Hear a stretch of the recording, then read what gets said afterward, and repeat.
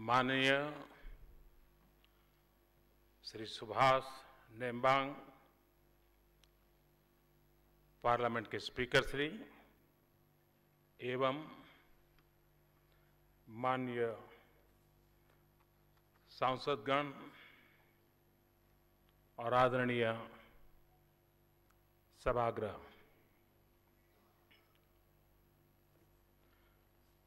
मैं नेपालमा आउन पाएकोमा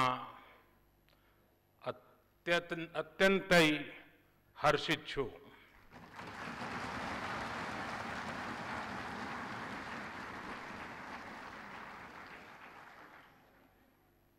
धेरै वर्ष अघि एक पथिक या तीर्थालुको रूपमा म यहाँ आएको थिएँ।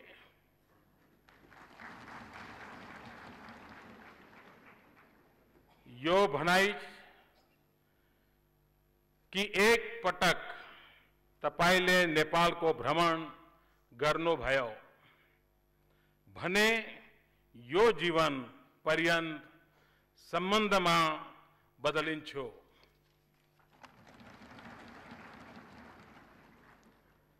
प्रथमतः यस सुन्दर देशको साथीको रूपमा म फेरि फर्केर आएको छु। भारतको प्रधानमन्त्रीको हैसियतमा पुनः आउन पाउँदा वास्तव में मैले भाग्यशाली महसुस गर्छु।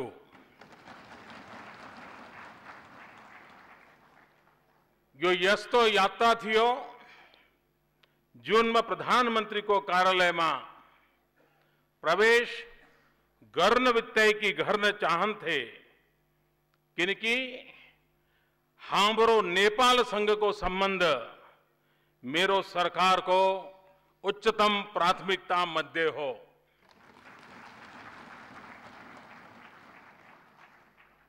निमन्त्रणा गर्नु भएकोमा म सरकार र नेपालका जनतालाई धन्यवाद दिन चाहन्छु। म सँगै मैले 125 करोड़ भारतीय जनता को माया, शुभकामना र सद्भावना लिएर आयो छु।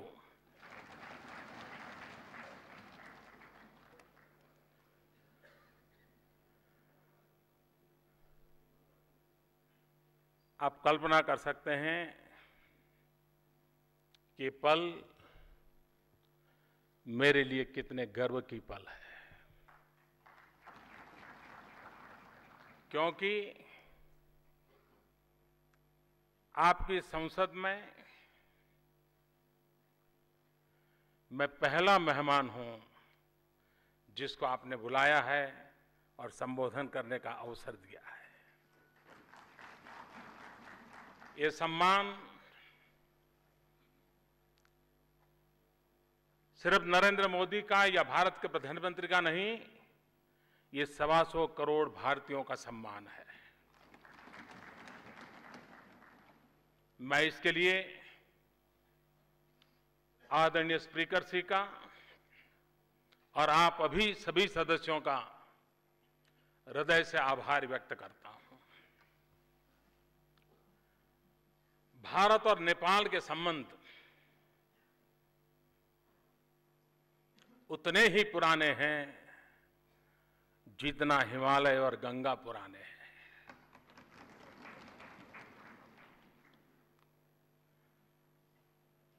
और इसलिए हमारे संबंध कागज की किश्तियों से आगे नहीं बढ़े हैं। हमारे संबंध दिलों की दास्तान कहते हैं।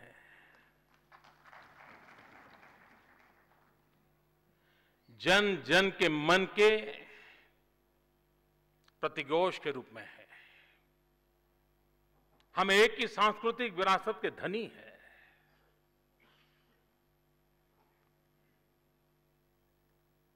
मैं मूलतः गुजरात का हूं। सोमनाथ की भूमि है और सोमनाथ की भूमि से चल करके मैं राष्ट्रीय राजनीति का फलक काशी विश्वनाथ की छत्र छाया में मैंने प्रारंभ किया, काशी से किया, और आज पशुपतिनाथ के चरणों में आकर के खड़ा हुआ हूं।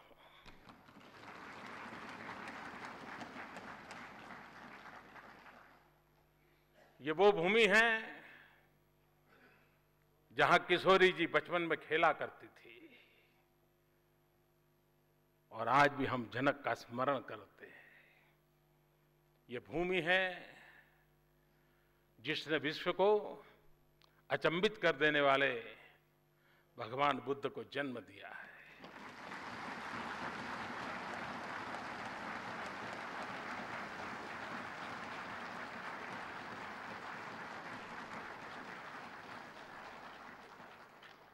ऐसी एक सांस्कृतिक विरासत की धनी है और इसलिए, और जब मैं काशी का प्रतिनिधि बन गया तो मेरा तो नेपाल से नाता और जुड़ गया, क्योंकि काशी में एक मंदिर है जहां पुजारी नेपाल का होता है और नेपाल में पशुपतिनाथ है जहां का पुजारी हिंदुस्तान का होता है।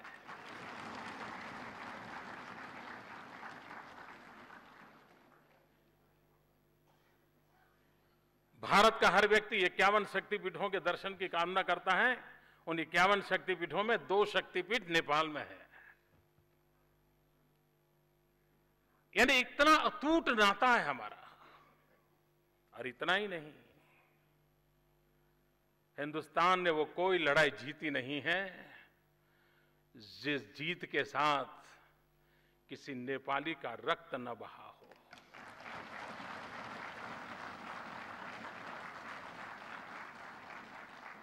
किसी नेपाली ने शहादत न मोली हो। भारत के स्वाभिमान के लिए, भारत की रक्षा के लिए नेपाल का बहादुर मरने मटने के लिए कभी पीछे नहीं रहा। भारत के लिए जीने मरने वाले उन बहादुर नेपालियों को मैं आज नमन करना चाहता हूं।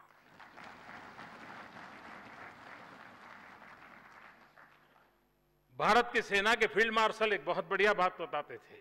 वो कहते थे कि कोई सेना का जवान ये कहे कि मैं मृत्यु से डरता नहीं हूं, तो मान लेना या तो वो झूठ बोल रहा है या तो वो गुरखा है।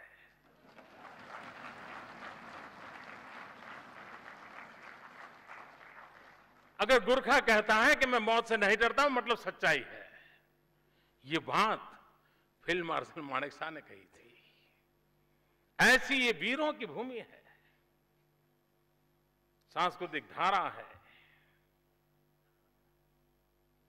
और आज मैं कह सकता हूं, नेपाल के नागरिकों की नहीं, लोकतंत्र में विश्वास रखने वाले पूरे विश्व का ध्यान नेपाल की तरफ केंद्रित हुआ है। और नेपाल की तरफ केंद्रित हुआ है मतलब इस सभागृह में बैठे हुए आप सब पर केंद्रित हुआ है। लोकतंत्र में विश्वास करने वाला पूरा विश्व आज आपकी तरफ देख रहा है, बड़ी आशा भरी नजरों से देख रहा है। आपको लगता होगा कि आप इस सदन में बैठ करके संविधान के निर्माण की चर्चा कर रहे हैं, भिन्न भिन्न धाराओं की चर्चा कर रहे हैं, समाज के भिन्न भिन्न वर्गों के हितों के कल्याण की चर्चा कर रहे हैं। इतना नहीं है। संविधान के निर्माता के रूप में आपको यह सौभाग्य मिलना उस घटना को मैं अगर और तरीके से देखूं, हम जिस परंपरा से जीते हैं, कभी कुछ ऋषि मन ने वेद निर्माण किए, किसी ने उपनिषदें निर्माण की, किसी युग में संहिताओं का निर्माण हुआ, और जिसके प्रकाश में हजारों साल से हम अपना जीवन निर्वाह और आयोजन करते रहते हैं। उसी कड़ी में आधुनिक जीवन में राष्ट्र का संविधान भी एक नई संहिता के रूप में जन्म लेता है। नए युग को दिशा दर्शन देने का काम संविधान के माध्यम से होता है, जो किसी जमाने में ऋषियों ने वेद के द्वारा, पुराणों के द्वारा, संहिता के द्वारा किया था। एक प्रकार से आप नई संहिता लिख रहे हैं, और इसलिए ये सौभाग्य प्राप्त करने वाले आप सबको मैं हृदय से अभिनंदन करना चाहता हूं, बधाई देना चाहता हूं।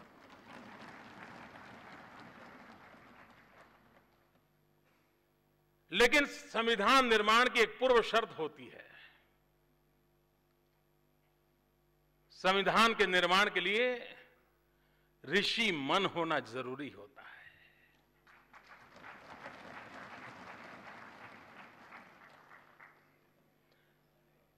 वो मन जो दूर का देख सकता है, वो मन समस्याओं का अंदाज लगा सकता है, और वो मन आज भी उन शब्दों में अंकित करेगा जो 100 साल के बाद भी समाज को सुरक्षित रखने की, समाज की विकास यात्रा को आगे बढ़ाने की कोशिश करेगा। कितना पवित्र, कितना उम्दा, कितना विशाल, कितना व्यापक काम आप लोगों के पास है, और इसलिए आप बहुत भाग्यशाली हैं। मैं आपको नमन करने आया हूं, मैं आपका अभिनंदन करने आया हूं। संविधान एक किताब नहीं होती है। संविधान कल, आज और कल को जोड़ता है। मैं कभी कभी सोचता हूं, भारत का संविधान वो हिमालय को समंदर के साथ जोड़ता है, भारत का संविधान कच्छ के रेगिस्तान को नागालैंड की हरी भरी पर्वतमालाओं के साथ जोड़ता है। 125 करोड़ नागरिकों के मन को, आशा को, आकांक्षाओं को पल्लवित करता है। आप जिस संविधान का निर्माण करने जा रहे हैं, वो सिर्फ नेपाल के नागरिकों के लिए नहीं, दुनिया के इतिहास में एक स्वर्णिम पृष्ठ लिखने जा रहे हो। आपको आश्चर्य होगा कि मोदी जी क्या बता रहे हैं। मैं सच बता रहा हूं। आपका संविधान जो बनेगा वो सिर्फ नेपाल के लिए नहीं, विश्व के लिए एक स्वर्णिम पृष्ठ बनने वाला है। क्योंकि इतिहास की धरोहर में देखें तो एक सम्राट अशोक हुआ करते थे।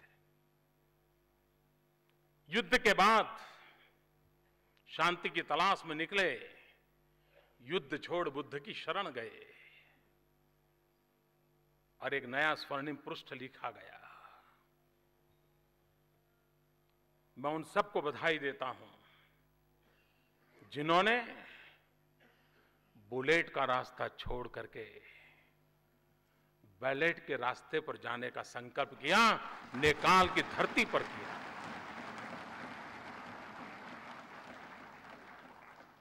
मैं उन सबका अभिनंदन करता हूं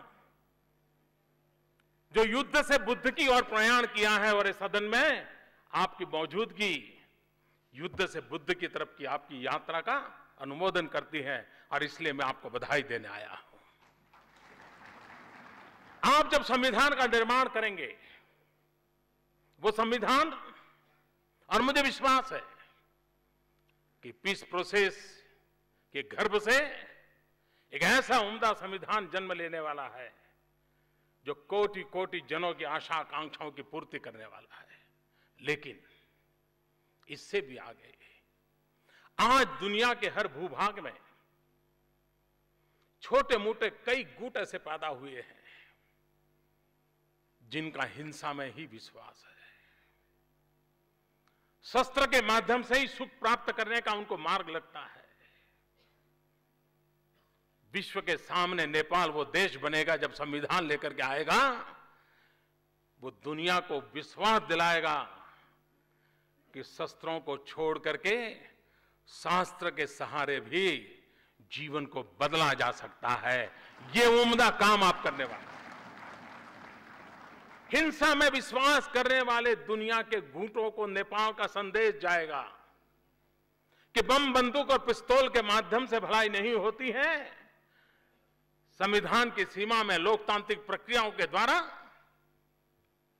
इच्छित परिणामों को प्राप्त किया जा सकता है। और ऐसा उम्दा काम आपने शुरू किया है और उन लोगों ने उसमें हिस्सेदारी की है जिन्होंने कभी शस्त्र में भरोसा किया था, शस्त्र को छोड़ करके, युद्ध को छोड़ करके बुद्ध के मार्ग पर जाने का रास्ता अपनाया। और इसलिए एक ऐसा पवित्र काम आपके माध्यम से हो रहा है, इस संविधान सभा के माध्यम से, जो विश्व के हिंसा में विश्वास रखने वाले लोगों को पुनर्विचार करने के लिए मजबूर करेगा।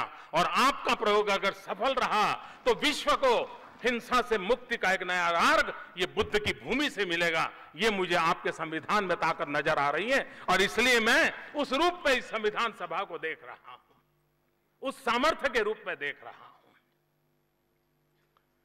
संविधान किसके लिए?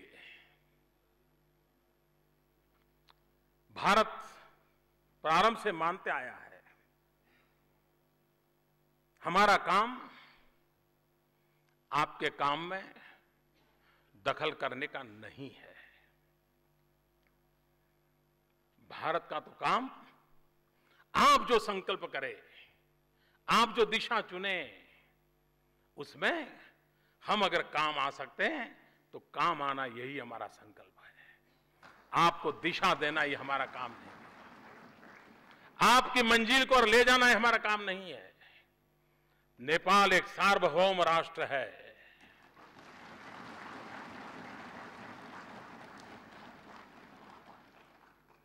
हमारी इच्छा इतनी है कि नेपाल ये सार्वभौम राष्ट्र हिमालय जितनी ऊंचाइयों को प्राप्त करे और पूरा विश्व नेपाल को देख करके गौरवान्वित हो। ऐसा नेपाल देखने की हमारी इच्छा है।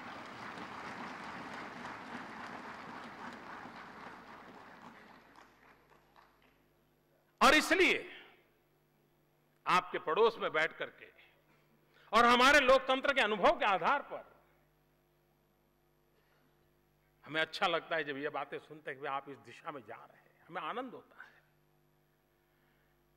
संविधान वो हो जो सर्व समावेशक हो, हर नेपाली नागरिक को, गरीब हो अमीर हो, पढ़ा लिखा हो अनपढ़ हो, गांव में हो शहर में हो, पहाड़ में हो तराई में हो, कहीं पर भी हो, हर नेपाली को संविधान जब आए तो उसना लगना चाहिए ये ऐसा गुलदस्ता है जिस गुलदस्ते में मेरे भी पुष्प की महक है।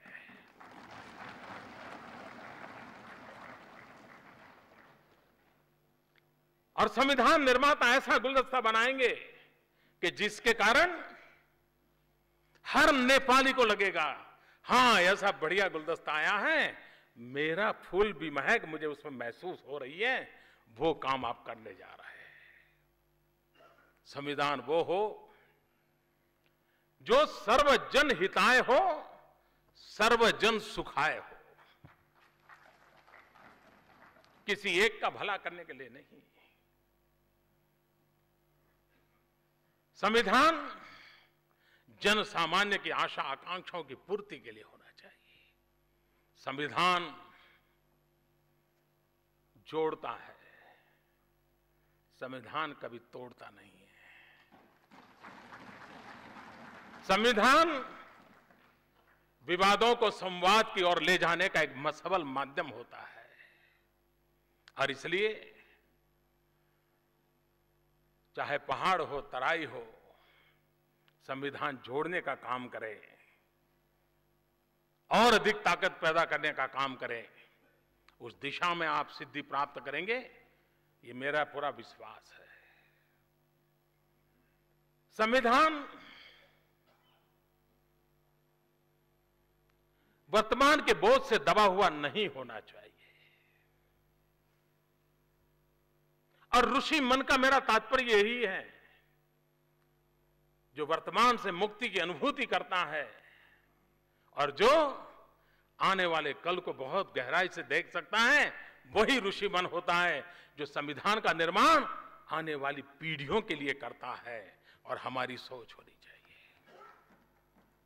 संविधान में हजारों चीजें अच्छी होगी, लेकिन एक कॉमा, एक फुल स्टॉप कहीं पर भी ऐसा आ गया जो आज तो पता नहीं रहे, कॉमा है, फुल स्टॉप है, पता नहीं, लिख दिया, लेकिन कहीं 50 साल के बाद, 100 साल के बाद कॉमा और फुल स्टॉप के रूप में आया हुआ कोई एकाध चीज कहीं विष बीज न बन जाए, विष वृक्ष का जन्म न दें, जो नेपाल के इन सपनों को रौंद डाले। ऐसी स्थिति कभी आए नहीं। ये बारीकी की चिंता ये संविधान सभा करेगी, ऐसा मुझे पूरा विश्वास है।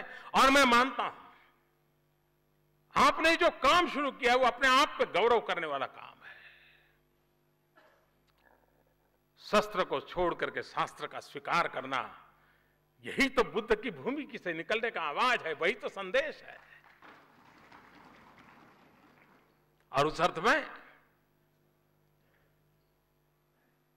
भारत चाहेगा, और जो आप लोगों ने तय किया है, जो मैंने सुना है, और मैं मानता हूं कि बहुत ही उत्तम काम, संघीय लोकतांत्रिक गणतंत्र,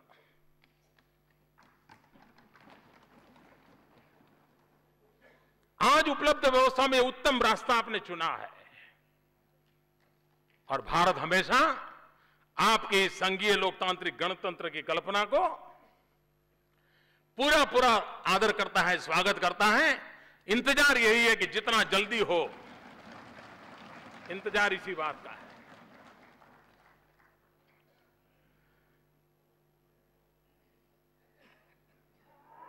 नेपाल और भारत के रिश्ते ऐसे हैं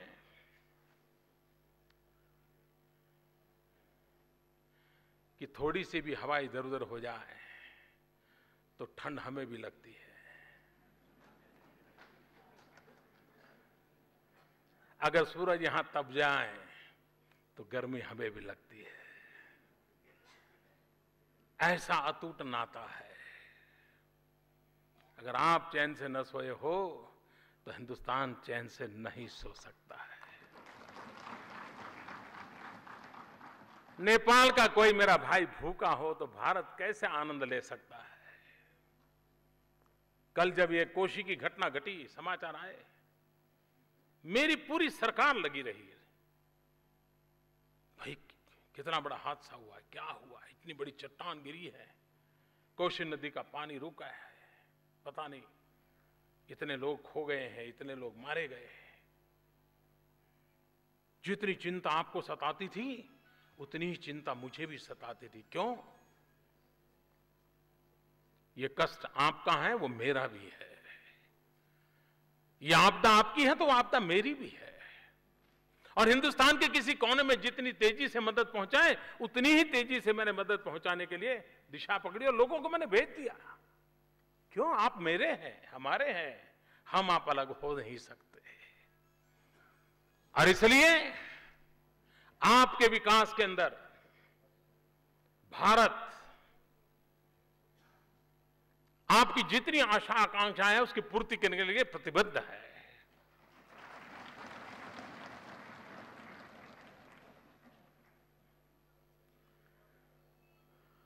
नेपाल जहां से जन्मे हुए बुद्ध ने मन के अंधेरे को दूर किया था, विचारों का प्रकाश दिया और मानव जात को एक नई चेतना मिली थी। ये नेपाल पानी की शक्ति का ऐसा धनी है कि वो बिजली के माध्यम से आज भी हिंदुस्तान का अंधेरा दूर कर सकता है।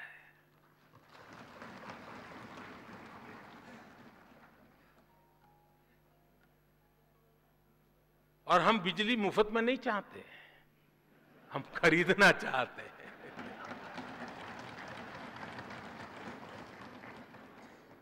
हम आपका पानी भी ले जाना नहीं चाहते, आपका पानी। और वैसे तो एक बात मैं नहीं जानता हूं नेपाल में ये बात किस रूप में देखा जाएगा। पानी और जवानी ये कभी पहाड़ के काम नहीं आते हैं।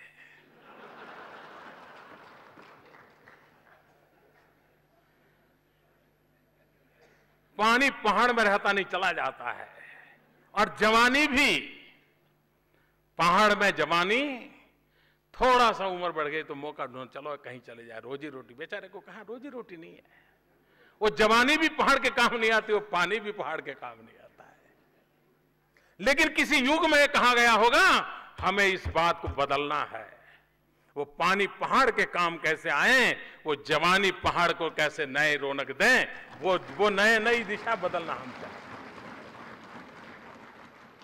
और इसलिए विकास यही एक उसके लिए मार्ग है। भारत युवा देश है, नेपाल भी युवा देश है। यहां कितने नौजवानों की तादाद है। अगर उन नौजवानों के हाथ में अवसर दिया जाए, नेपाल की कल क्या, नेपाल की आज बदलने का सामर्थ्य इस नौजवानों में है। वो अवसर कैसे मिलेगा? हम प्राकृतिक संसाधनों का समुचित उपयोग करके विकास की एक दिशा तय नहीं करेंगे तो कैसे होगा? भारत इसके लिए आपके साथ कंधे से कंधा मिलाकर के चलना चाहता है। निर्णय आप कीजिए, आप अपने नेतृत्व का परिचय दीजिए। और अकेले हिंदुस्तान को बिजली बेचकर भी नेपाल समृद्ध देशों में अपनी जगह बना सकता है। इतनी ताकत आपके पास है। हम इसमें आपके साथ आपकी इस विकास यात्रा में जुड़ना चाहते हैं। यहां पर ट्रकों के द्वारा ऑयल आता है। युग बदल चुका है। पाइपलाइन से क्यों ना आए, हम उस काम को पूरा करेंगे।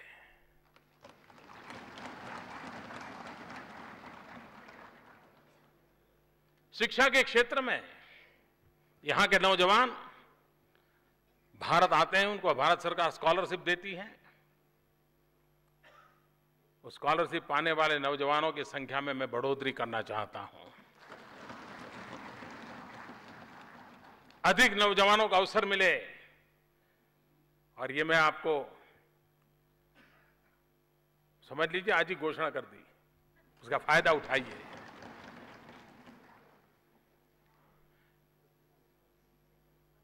जब लक्ष्मण जी मूर्छित हो गए तो हनुमान जी पौधा लेने के लिए यहां आए थे।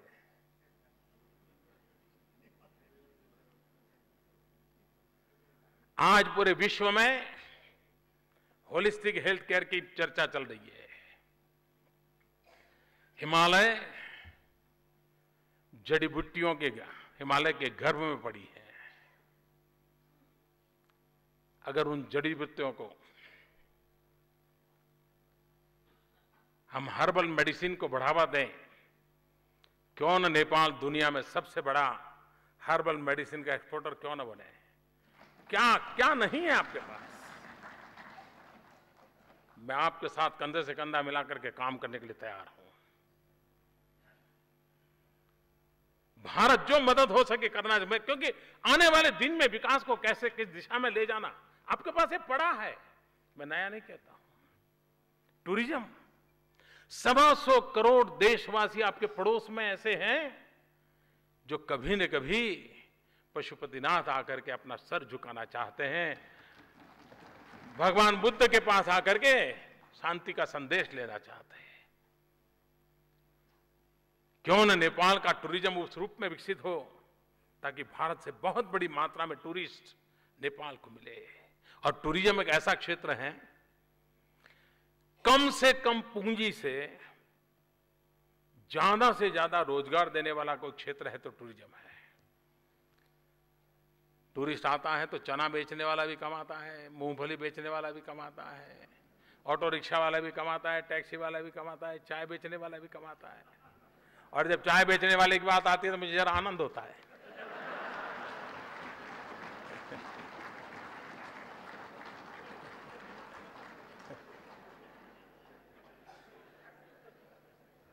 कहने का मतलब यह है कि टूरिज्म के विकास की इतनी संभावना पड़ी है। एडवेंचर टूरिज्म के लिए हिमालय से बढ़कर क्या हो सकता है, नेपाल से बढ़कर कौन सी जगह हो सकती है। पूरे विश्व के नौजवानों को पागल कर दें, इतनी ताकत आपकी धरती के पास पड़ी है। मैं आपसे आह्वान करता हूं, आइए, आगे आइए। पूरे विश्व का एडवेंचर यूथ, जिसको एडवेंचर करने का मिजाज है, जिसको पहाड़ों पर जाने की इच्छा रखती है, आप पूरे विश्व के युवा को ललकार सकते हैं। आइए, कितना बड़ा अवसर है। हमें संविधान भी निर्माण करना है, हमें नेपाल को नई ऊंचाइयों पर भी ले जाना है, और उसके लिए एक पड़ोसी का धर्म हम निभाने के लिए प्रतिबद्ध है। मेरे मन में आया, मैंने कहा नेपाल को हिट करें। मुझे लगा मैं ऐसा शब्द प्रयोग करूंगा तो शायद आपको बुरा लग जाएगा।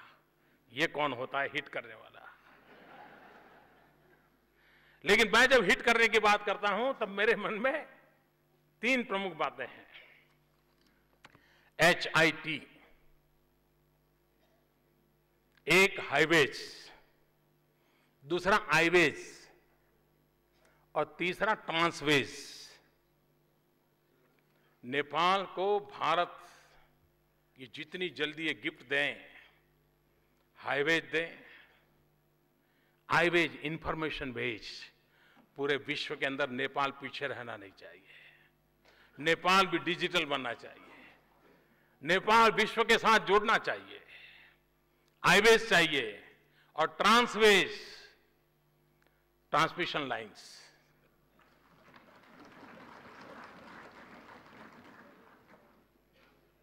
आज बिजली जितनी हम दे रहे हैं नेपाल को, उसको डबल करने का मेरा इरादा है, और उसके लिए जितना जल्दी ट्रांसमिशन लाइन लगाएंगे, अभी हम नेपाल का अंधेरा दूर करेंगे और दशक के बाद अंधेरा हिंदुस्तान का नेपाल दूर करेगा। ये हमारा नाता है। और इसलिए मैंने कहा H highway, I information way, T transmission way, transway, ये मैं हिट करना चाहता हूं, और आप भी चाहेंगे ये हिट जल्दी हो।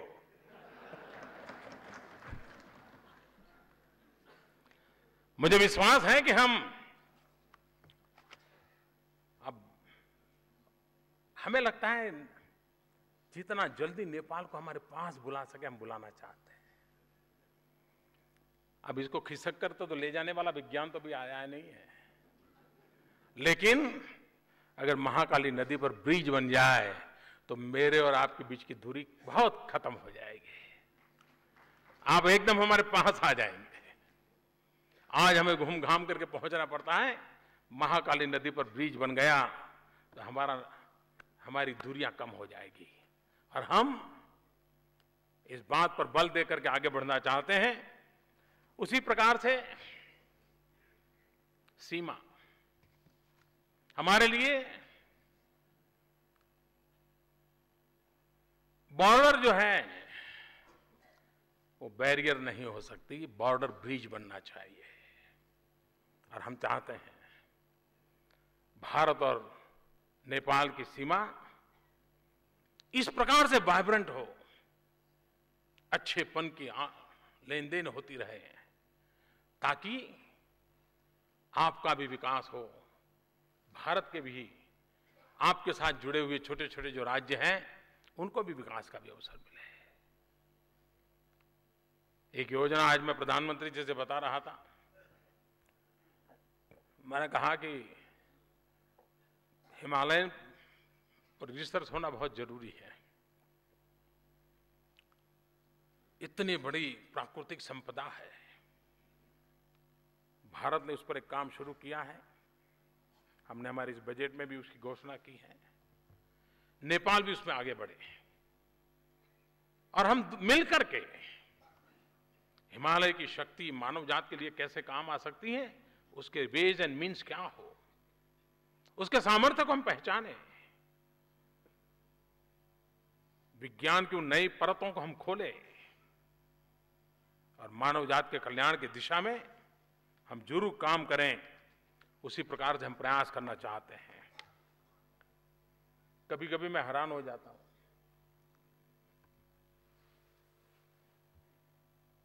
अमेरिका टेलीफोन करना है तो बड़े सस्ते में हो जाता है, लेकिन नेपाल फोन करना है तो बड़ा महंगा पड़ जाता है। अब हमें समझ नहीं आता है भाई ये क्या बात है, ऐसा कैसे बैरियर।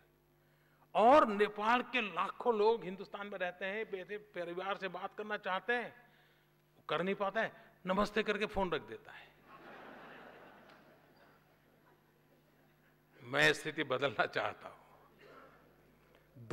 दोनों देशों में ये जो सर्विस प्रोवाइडर हैं उनसे मिलकर के हम भी बात करेंगे, आप भी बात कीजिए। ये कनेक्टिविटी ऐसी नहीं होनी चाहिए हमारे बीच में। बड़े आराम से, सहज से, कम खर्चे पे बात हो और उसी से तो नाता जुड़ता है। लाइव कम्युनिकेशन जितना बढ़ता है उससे नाता बनता है और हम उसको बढ़ावा देना चाहते हैं। अभी आपने सुना होगा, जब मेरा शपथ समारोह था, मैं प्रधानमंत्री के रूप में शपथ लेने वाला था, मैंने 7 देशों को निमंत्रित किया था और मैं आभारी हूं आदरणीय प्रधानमंत्री जी का, वो बहुत ही कम नोटिस में आप आए। और मैं मानता हूं कि सार्क देश मिलकर के गरीबी के खिलाफ लड़ने का एजेंडा लेकर आगे क्यों न बढ़े। गरीबी के खिलाफ लड़ाई में हम सभी सार्क देश एक दूसरे की मदद करें और उसमें एक काम सार्क देशों को, और भारत का दायित्व है, हम कोई उपकार नहीं करते, हम मानते हैं हमारा दायित्व है कि हमारे अड़ोस पड़ोस के हमारे जितने भी छोटे भाई हैं, हमारे साथी भाई हैं, उनकी विकास यात्रा में हम मदद रूप हो। और इसलिए अभी मैंने घोषणा की है कि स्पेस टेक्नोलॉजी का लाभ हमारे सार्क देशों को मिलना चाहिए और इसलिए भारत की तरफ से एक सार्क सैटेलाइट लॉन्च किया जाएगा, जिस सार्क सैटेलाइट का लाभ हेल्थ सेक्टर के लिए, एजुकेशन सेक्टर के लिए, स्पेस टेक्नोलॉजी का लाभ सार्क देशों को मिले, नेपाल को मिले, उस दिशा में हमने कदम उठाना तय किया है। और इसलिए इसका आगे वाले दिनों में जरूर लाभ मिलेगा। उसी प्रकार से मैंने पहले ही कहा कि जो मल्टीपर्पज प्रोजेक्ट आपने देखा होगा, हम इतने पास में हैं, आप और बीच में कोई ज्यादा दूरी नहीं है, आते आते 17 साल लग गए।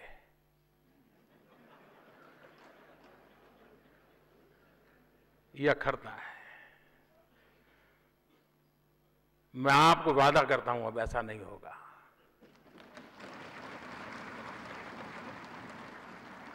और मैं तो कुछ ही महीनों में वापस आ रहा हूं सार्क समिट के समय, और मैंने उस समय तय किया है कि मैं उस समय जब आऊंगा तो राजा जनक को भी नमन करने जाऊंगा और भगवान बुद्ध को भी नमन करने जाऊंगा।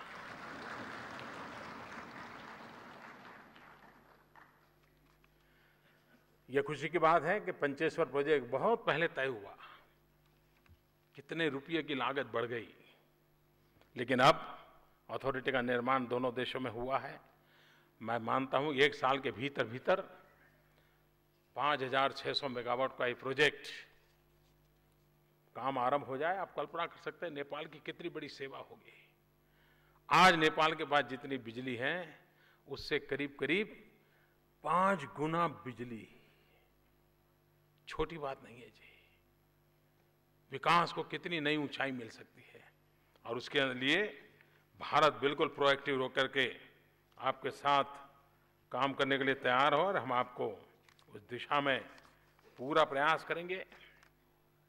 एक बात की और मैं चाहूंगा, जैसे मैंने कहा हर्बल मेडिसिन एक बहुत बड़ा क्षेत्र है, वैसे भी ऑर्गेनिक फार्मिंग पूरे दुनिया के अंदर एक बहुत बड़ा मार्केट खड़ा हुआ है। जो माल रुपये में बिकता है वो अगर ऑर्गेनिक है तो डॉलर में बिकने लग जाता है। और नेपाल एक ऐसी भूमि है जहां ये संभव है। भारत में सिक्किम एक राज्य आपके पड़ोस में ही माना जाएगा। सिक्किम ने पूरा ऑर्गेनिक स्टेट बना दिया अपने आप को, और उसके कारण उसका विश्व में एक नया मार्केट खड़ा हुआ है। अगर नेपाल उस दिशा में जाना चाहता है, मुझे खुशी होगी आपको मदद करने की, आपके साथ काम करने की। उसी प्रकार से हमने एक प्रयोग शुरू किया है हिंदुस्तान में सॉइल हेल्थ कार्ड का। हम जानते हैं नेपाल और हिंदुस्तान में हम नागरिकों के पास भी हेल्थ कार्ड नहीं है, लेकिन हम सॉइल हेल्थ कार्ड किसानों को उसकी जमीन की तबीयत कैसी है, कोई बीमारी तो नहीं है, विशेषताएं क्या है, किस प्रकार के फसल के लिए उपयोगी हैं, कौन सी दवाइयां वहां नहीं डालनी चाहिए, कौन सी दवाइयां ही डाली जा सकती है, कितना फर्टिलाइजर लेना, ये सारी वैज्ञानिक तरीके से आगे बढ़ाया जा सकता है। अगर नेपाल की रुचि होगी तो हम सॉइल हेल्थ कार्ड के इस काम को जो हम हिंदुस्तान में आगे बढ़ा रहे हैं, यहां के किसानों को भी अगर उसका लाभ मिलेगा तो कृषि आधुनिक हो, कृषि वैज्ञानिक हो, उसमें हम बहुत बड़ी मात्रा में उपयोगी हो सकते हैं। और मैं चाहता हूं कि आने वाले दिनों में इसके लिए आप जरूर ही कुछ न कुछ सोचेंगे, और मैं मानता हूं उसी प्रकार से आज जब मैं आपके बीच आया हूं तो मैं आज ये भी आपको घोषणा करके जाना चाहता हूं, भारत नेपाल को 10,000 करोड़ नेपाली रुपए कंसेशनल लाइन ऑफ क्रेडिट की सहायता देने का हमने निर्णय किया है। हम यह सुनिश्चित करेंगे कि इस क्रेडिट का उपयोग नेपाल की प्राथमिकता पर होगा। आप इसे हाइड्रो पावर, इंफ्रास्ट्रक्चर, इन सारे क्षेत्रों में लगाएं तो ये करीब $1 बिलियन जैसे अमाउंट में आज, और पहले इसका जो दिया हुआ है ये इससे अलग है, उसके साथ इसको जोड़ना जरूर, वो अलग है, वो दे दिया, ये नया है।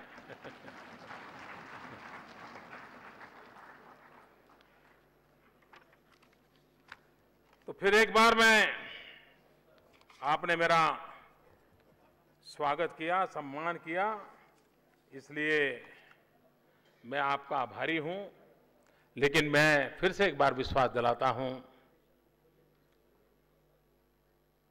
कि दुनिया की नजरें आपके तरफ हैं, विश्व बड़ी आशा भरी नजरों से आपकी तरफ देख रहा है, क्योंकि शस्त्र से मुक्ति का मार्ग संविधान के माध्यम से आज शस्त्र के रास्ते पर चल पड़े लोगों को वापस लाने का काम नेपाल की सफलता से जुड़ा हुआ है। आप सफल हुए तो दुनिया को वापस लौटने का अवसर मिलेगा, शस्त्र छोड़ने की प्रेरणा मिलेगी, और लोकतांत्रिक व्यवस्था से भी जन मन की आशा आकांक्षाओं की पूर्ति का रास्ता नया विश्वास पैदा करेगा। आप संविधान के इस काम को उस रूप में देखें, इसलिए मैं दोबारा उस बात का उल्लेख करता हूं कि आपका ऋषि मन 100 साल के बाद नेपाल कैसा हो, नेपाल के लोग कैसे हो, नेपाल के लोगों को क्या मिले, इसका निर्णय आप कर रहे हैं, और उस निर्णय में आप सफल होंगे। और भगवान की बुद्ध की भूमि में विचारों की कोई कमी हो नहीं सकती, इरादों की कमी नहीं हो सकती है, संकल्प शक्ति की कमी नहीं हो सकती है। और इसलिए एक नया इतिहास यहां से रचने जा रहा है, इसको इतना बड़ा लाभ मिलने वाला है, ये मुझे पूरा विश्वास है। और हम सबको मैं यही कहूंगा कि हमारे जो संबंध है, भारत नेपाल मैत्री, ये अमर रहे। भारत में नेपाल मैत्री जुग जुग जीवे, और ये सार्वभौम राष्ट्र नेपाल हिमालय से भी नई ऊंचाइयों को ऊपर उठे, इसी शुभकामनाओं के साथ फिर एक बार आपके बीच आने का अवसर मिला। बहुत बहुत धन्यवाद।